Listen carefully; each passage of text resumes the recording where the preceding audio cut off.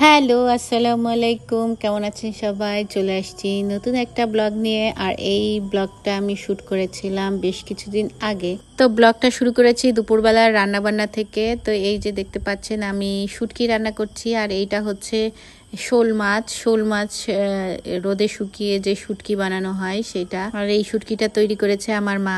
তো রোদে শুকিয়ে যে শুটকি বানানো হয় আমাদের এইদিকে এটাকে শুটকি বলে না, বলে মাছ সোরা দেওয়া। তো এই মাছ সোরা দেওয়া আমার খুব একটা পছন্দ না। আমার কাছে লইটা শুটকি যেটা, ওইটাই বেশি ভালো লাগে। আমি যত ধরনের শুটকি খেয়েছি আমার কাছে এই লইটা শুটকি বেশি ভালো লাগে। তো এইদিকে কিন্তু সামুদ্রিক মাছ খুব একটা পাওয়া যায় না, যার কারণে লইটা শুটকিও এইদিকে পাওয়া যায় না। মানুষ নিজেরা ঘরে তৈরি করে সেগুলিই খায়।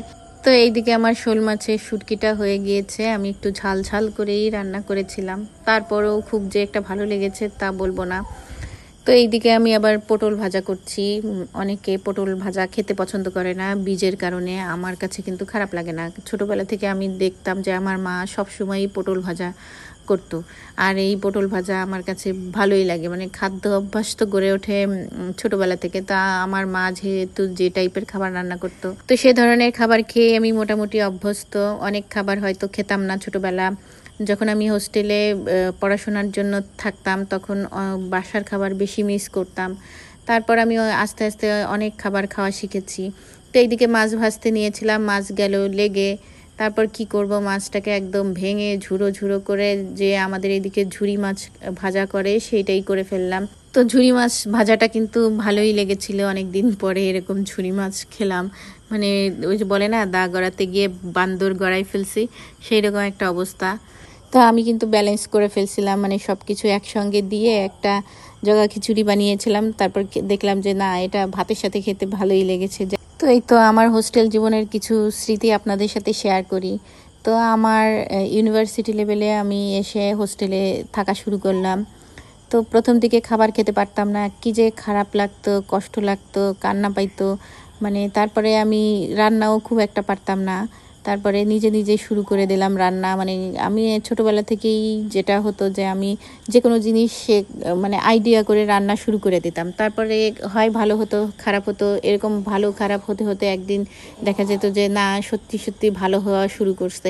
আমি বলবো না যে আমার রান্না খুব বেশি ভালো, কিন্তু আমার রান্না খেয়ে যে একদম অরুচি হবে এরকম তো না। হোস্টেলে একটা মেয়েই ছিল যে প্রতিদিন খাবার কিছু না কিছু রান্না করতো, বা যে খাবারটা দিত সেটা প্রসেস করতো। সেই মেয়েটা ছিলাম আমি। তো সবাই করতো কি, সবার বাটি এনে আমার কাছে দিত, বলতো যে তুমি একটু প্রসেস করে দাও। মানে আমি যা পারতাম ওরা দেখা যাইতো সেটাও পারতো না। তো ওই সবাই মিলে এক জায়গায় বসে খেতাম, সেই সময়টা আসলে অনেক মজার ছিল। তো হোস্টেল লাইফটা এখন আমি অনেক মিস করি। আমার মনে পড়ে যে আমরা মেয়েরা সবাই একসঙ্গে বসে খেতাম। অনেক খারাপ খাবারও তখন আমরা অনায়াসে খেয়ে ফেলতাম, মানে কোনো রকম প্রসেস করে। আমাদের কাছে তখন ওইটাই মজা লাগতো। এখন কত ভালো ভালো খাবার রান্না করি বা অনেক কিছু, সেই আনন্দটা আর পাই না। তো এই যে কথা বলতে বলতে চলে আসলাম আমরা স্কুল মাঠে। আমার ছেলেটা একটু অসুস্থ, তার জন্য ওষুধ নিতে আসছি। আর স্কুলের পাশেই হচ্ছে ফার্মেসি। তো এই স্কুলে আমি কিন্তু প্রাইমারিতে পড়েছি। তো স্কুলের অনেক স্মৃতি মনে পড়ে যায় আসলে স্কুল মাঠে আসলে। কত যে এখানে দৌড়াদৌড়ি করতাম, মানে আমার সাথে দৌড়ে কেউ পারতো না। প্রতি বছর স্কুলের প্রোগ্রামে দৌড়ে আমি সবসময়ই ফার্স্ট হতাম, মানে আমার ফার্স্ট কেউ নিতে পারতো না। তো অনেক ফার্স্ট প্রাইজ যে আগে দিত হচ্ছে প্লেট, এখনো দেয় প্লেট। তো এই প্লেটগুলি এখনো আমাদের ঘরে আছে। তো আমরা রাস্তা থেকে দেখছিলাম যে দূরে একদম সাদা হয়ে আছে। তারপর ভাবলাম যে একটু কাছে গিয়ে দেখে আসি কচুরি পানাগুলি। তো যাওয়ার পরে কি যে সুন্দর লাগছিল।